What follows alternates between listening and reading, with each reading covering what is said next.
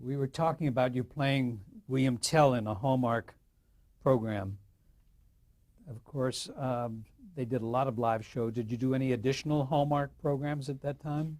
No, that's the only one of those that I did. Then I was in one other live uh, theater program like that.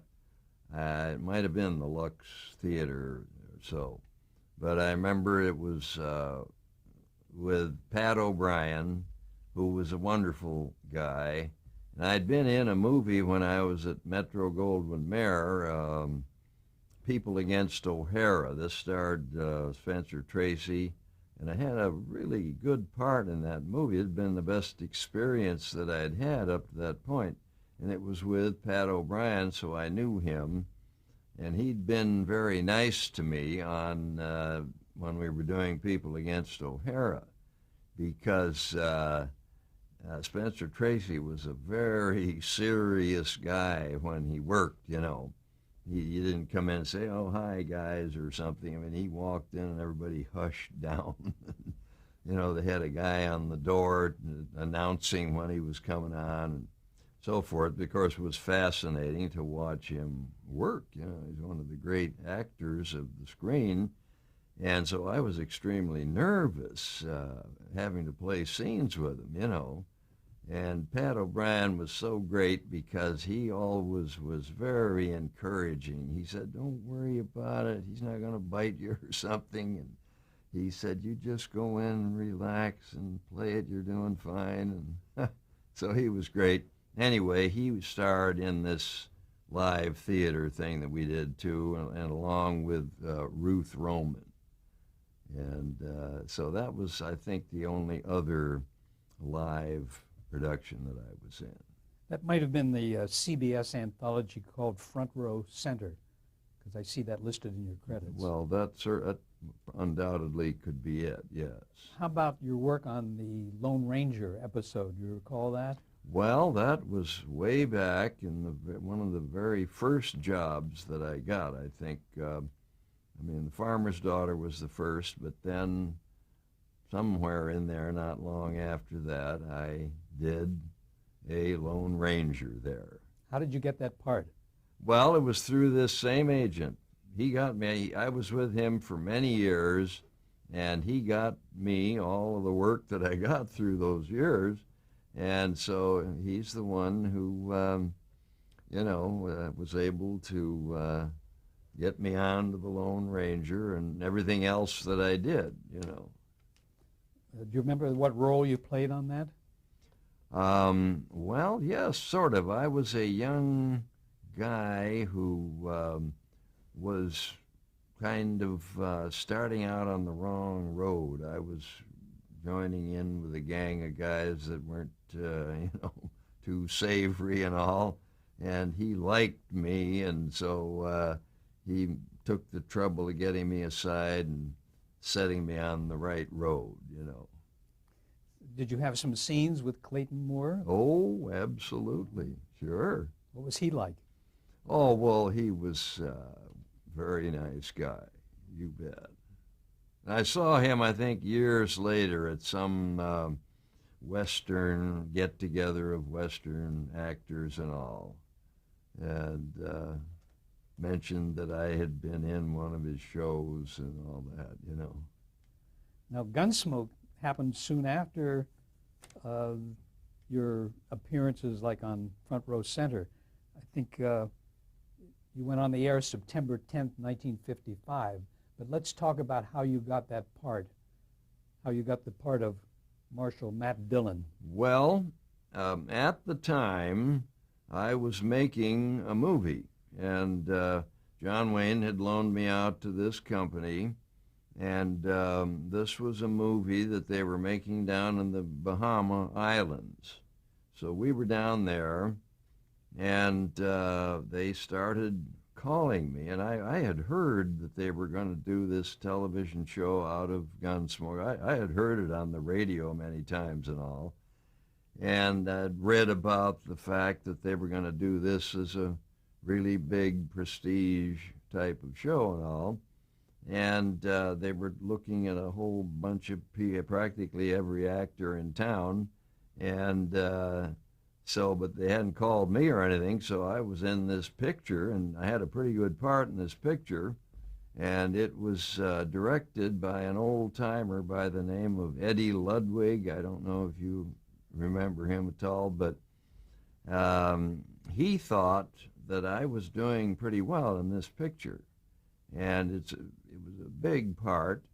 And I asked him, I said, when they called me down there and they wanted to know how quickly I could be back because they had to test me for gun smoke and all. And I asked him about it, and he said, he was sort of hesitant. He said, gee, I don't know. He said, you're doing pretty well right now in the movies. And he said, you're at a point where if you got just the right break in a movie, you might really step up, you know. And he said, if you get stuck in a television series, like a Western thing, and if it goes, you know, a couple of seasons and then dies, he said, you'll be in bad trouble in the movies. I mean, you'll be used goods and you won't be anywhere, you know. So he was... and I paid attention to his views because he was an old timer, you know. So I actually, you know, they called me one evening, or we were still on the set of this picture, and I said, well, thank you very much, but I think I'm going to pass it, you know.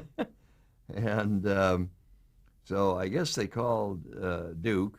See, I was still under contract to him, and so he called me in. And he said, look, he said, you'd be crazy not to take this thing. He said, it'd be just like it was with me when I was a young actor. He said, and he played in those serials that ran on Saturday afternoon and all. And I'd seen him in a number of those. We used to go up to the theater and Saturday afternoon and see his serials and Buck Rogers and those things, you know. And anyway, he said, well, you will really learn your craft if you get in there. They have to work fast, and he said you have to pick up your pace. You'll learn a whole lot about acting in front of a camera and doing stunt work and all that. And he really talked turkey to me. So he thought well of television. He didn't look down on it as so many movie people did at that time? No. I mean, not for himself. No, I don't think he obviously wouldn't have wanted to do any television. But for me, who he had been very friendly with through those three, I was with him for 3 years, and he was thinking of my best good, and it turned out he was totally right. I would have been crazy to pass that up. You know, it turned into a 40-year job for me here, you know. How was it that he got to do the introduction of that first episode? I looked at that. Yes, well, he was friends with one of the guys who was one of the big guys from New York. I can't remember just who it was, but they were friends. And I guess this gentleman had asked Duke if he would do an intro for it. And he, being the kind of guy he was more than willing to do it. And so he introduced our first premiere episode there. I'm sure you had something to do with that, too. Well, no, not really. I mean, I didn't ask him, or not at all. In fact, I was very surprised when they said that he had done this. He photographed that. We didn't know about it at all. He did that intro somewhere else on some picture he was doing. And I don't think actually that we knew about it until it came on the air that night. I think they were kind of holding it as a surprise. So we were all actually over at my house, all the gang from Gunsmoke, watching this show come on, and here's Duke Wayne with this intro. It was absolutely marvelous, you know. It was very effective. Oh, gee, he was wonderful. Tell us about the concept of Gunsmoke. I mean, did it start out as a shoot 'em up, or what kind of concept did it have? Well, not really. It started out, of course, as a radio show and was on for, I believe, at least 3 seasons on the radio. And it was conceived and put together by two guys. Really, one was the writer who created this whole concept, which was to do not a shoot-'em-up type Western, but a much more of a character study show, much more, this term adult Western came in and was overused, but that the fact is that that's what it was, because almost every Western series that had been on television, you know, you had Hopalong Cassidy's and all these other folks who were slanted mainly at the kids, you know. And so when they came to do the television show, we used the scripts from the old radio shows for most of our first 2 or 3 seasons. So, my gosh, we had the whole thing laid out for us, and all we had to do was step in and try to play those characters, which were full-dimensional characters, you know. And I had thought, actually, when it started, I thought, well, this will probably be easy compared to some other, you know, being in a big movie or something. But as it turned out, you know, suddenly I found out I was having to play 15 pages a day, every day, you know, and I found out I was ill prepared for that. So I had to really get in gear and study the character. And we were fortunate because when we started out, we only did 1 half-hour show a week. And so we would have a rehearsal on like a Monday afternoon, or a read-through. We'd come in, sit down around a table, and we would read through and, you know, offer our opinions about various things. And then we would shoot for 3 days, and then we'd have 4 days off until the next week. So it was great that we had that in the beginning, because we were able to get used to each other, you know, before we even got in front of the camera. And I think that had a great deal to do with it, and the fact that these stories were so well written that, you know, we were lucky, I mean, to start with that kind of material, you see. Was Charles Marquis Warren the producer and writer? He started out as the producer, right. Mm-hmm. And I had been in a picture that he had done back in those years when I was doing various pictures, and he was he was thought of kind of as a young John Ford, I think. And so he came in and produced and directed. He directed many of the shows, I think, for the first couple of years. And then, I mean, his main interest was in movies, so he moved on somewhere else. Well, you listened to the radio show, you said, of Gunsmoke. Were you a regular listener? No, not really. Not before we did the show. I did hear it occasionally, but I wasn't necessarily, listening to it every week. What did you think of William Conrad's portrayal of Matt Dillon? Did you have any opinions on that? Well, he of course had this marvelous voice that was one of a kind, you know, and so the radio show, this voice was the thing that dominated the shows there, you know. And then later on, in later years, he came in and directed a couple of our episodes. Did you find yourself adapting the character to television as opposed to what you might have done on radio? Well, yes, it had to change. I mean, of course, to bring it up in front of a camera, we had to do a lot of changes. And again, fortunately, we had great directors that came in. And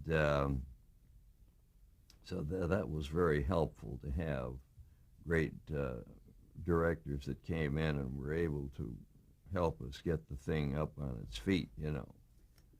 Give us a little description of the Matt Dillon character. Was he a loner?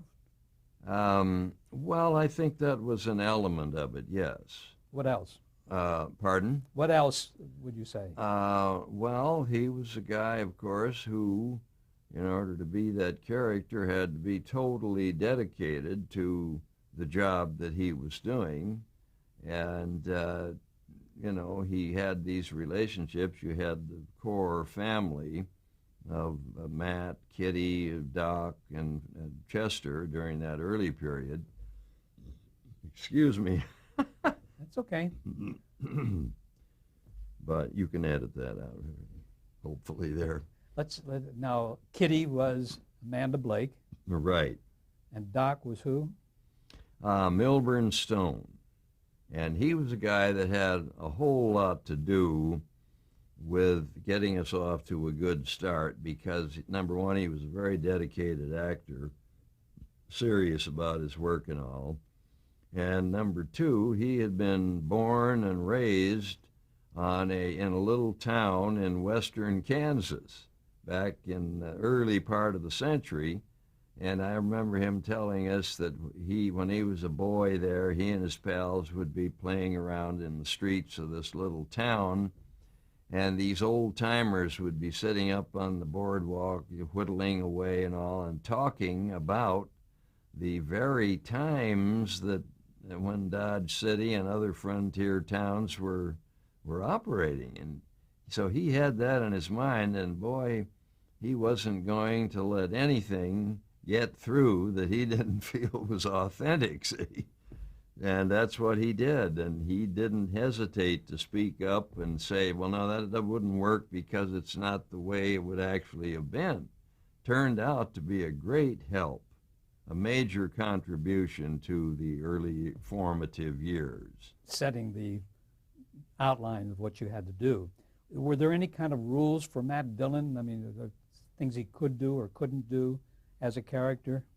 Well, he had to specifically obey the letter of the law, no matter what else was going on.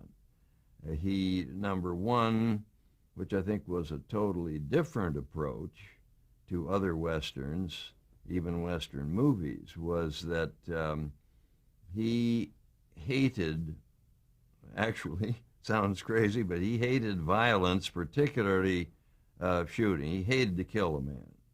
And I tried to get that across in the early going. I was getting coached and all. But if Matt Dillon had to shoot somebody, and you'd cut around to him, you could see the fact of that he had just hated to have to do that, and he felt a sort of revulsion over it. And that's something I think hadn't really been done much, if at all, up to that point. Were there any kind of rules for the structure of the episode then? Did the writers have to be careful that they didn't have you in a position of having to kill someone? Oh no, of course, when that was necessary, we had to do it, and especially in the early years, there was a great deal of that was in every episode, I would say. Later on, in later years, you know, the FCC or whoever they were that controlled television, you know, they came in with this big anti-violence campaign, you know, and so we had to tone down the amount of violence in each episode. And, of course, it made the producers madder than heck because, you know, that really put limitation on them. They would tell you how many fights you could have, bar fights, and you might be able to have one shooting in an episode and so forth. But that was in later years after we had been fully established, you know. So you kept the violence to a minimum, you would say. Certainly in the later years. Now, earlier, no, there was a lot of violence, but not gratuitous violence, as they say. It was part of the story, and if it was necessary, we did it, but not with any satisfaction. You know, you didn't have the guy blowing the smoke off the end of his gun and twirling it back in or anything like that, you know. Did those rules that were laid down by the network come from broadcast standards? Is that who did it? Were they on your back at all? Well, absolutely. Not me personally, the but show. the producers and all. The FCC, right? Isn't that the agency, the federal agency? Well, they were the ones that came up with this under pressure from whoever, I don't know whoever it was, but that was for a period. Now that's all gone totally out the window now. You can see all kinds of violence that you want on television today, you know. But there was some period that they were under pressure to cut down on violence, so then that was passed along to us. Did the sponsors interfere in any way? The who? The sponsors of your show, of Gunsmoke, did they ask for certain things to be cut? No, I don't think so. They were just very happy and thrilled that the show was on and up in the top 10 most of the time and all. So they loved everything just like it was, you know. I know that Bill Paley, the president of CBS, liked the show very, very much. Did you have any contact with him? I did. It was, I would say, one of his very favorite shows. He loved it. And he would occasionally, when he would come out to the West Coast, he would come down to the set. He would make it a point to come down to the set. And I remember on several occasions he would get me aside and he would say, well, Jim, how are things going? Do you have any problems or anybody giving you a bad time or anything? He said, I want you to call me. And I had his personal office phone number, his red phone or whatever it was. And so that was rather amazing. You know, as it turned out, I never had anything to call him about. I used to tell him when he had told me that, I said, no, things are wonderful, couldn't be better and all. And he said, well, that's great, but if you ever have a problem, you call me at that number. So he loved Gunsmoke. Did the rest of the cast know that he had said that to you? No, I don't think so. I probably didn't. Let's talk about Matt's relationship with Kitty.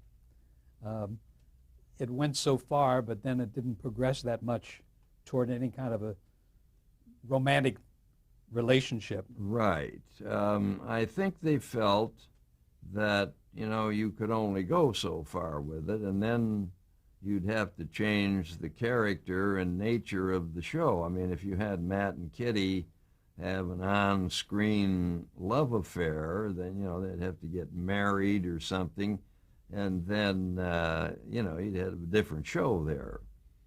So they kept it sort of in that groove that seemed to work because we used to get a lot of mail from people, particularly women, saying, why don't you get Matt and Kitty together more and all? And I think they always felt that, hey, that's the kind of mail that we want to get. We want to have them eager to tune in and see, and, you know, so they kept it at that level purposely, and I think it worked out awfully well, you know. Sure did. Tell us about working with Amanda Blake as Kitty. Right. She was a wonderful character. I mean, on screen, you know, I watch the old shows now all the time, every day. In fact, I got to be through by 12, but no, I'm kidding. Okay. But I can pass today anyway. But I watch them all the time now, and the interesting thing is that at least half or more of the shows that we did, 625 episodes, I think it was, I have never seen. At the time we made them, the first number of years we were on Saturday night, and I was out somewhere else, and on through the years I never saw, so it's a real treat for me to see today, look back and see the performances and the feeling of the family toward each other and all. And Amanda was such an extremely beautiful woman on screen. You know, she comes across as well as anybody ever did. And she also, which maybe I hadn't realized as much, was that she was a consummate actress herself. She had various shadings and ability to play a scene that I hadn't really focused on that much, because a lot of them are, if the story was with somebody else and I wasn't in it, you know, I didn't see it. But now watching these shows, it's a real treat for me to go back and watch her and also the other actors in the group. As I watch these old shows, I realize why it was that we stayed on for so long and were popular, had an audience for that length of time. Tell us about your relationship on screen with Chester, the Dennis Weaver part. Right. Well, he was on in the early years, and he went over like gangbusters, of course. And he was a trained actor. When the show had started, he, I think, had already appeared in Broadway plays and things like that. So he was a very trained and skilled actor. And they asked him to play this character, and they wanted him to play it with the stiff leg. So he agreed, and he was able to incorporate that into the character like he had had it all his life, you know. And so that was really interesting to see him able to do that, you know. And he became tremendously popular. He, you know, I think a large portion of our audience were people out, you know, between New York City and L.A. It was everybody else out there in the country that was really living with Gunsmoke, you know, and they loved Chester and Chester's character, you know. Now, he decided to leave in 1964. Was there a particular reason? Well, I think he had played the character now then for a number of years, about 7 or 8 years, I think. And he just, he'd done, you know, he wanted to move on to other things. He took that gamble of going on, and of course we hated to see him leave because he was such an integral part of the show that, you know, to suddenly have him removed from it left a big hole in the group, and we didn't know what was going to happen. And of course we lucked out in getting Kenny Curtis, who was able to come in and sort of take that slot and play Festus, which he did then for the rest of the years of the show. But Dennis was, that character was so popular that he and I went on a lot of personal appearances in the early years. We went to rodeos and fairs and things like this all over the country. And we had a little act worked out. I'd usually ride in on horseback and come up to the microphone and start spieling away. I had sort of a spiel that I did. And then he'd come walking out of the gate from the other end of the arena, you know, and he'd come in there with his leg and walking across, and Mr. Dillon, and the crowd would go wild, you know. Let's pick up there in a moment. Oh, okay.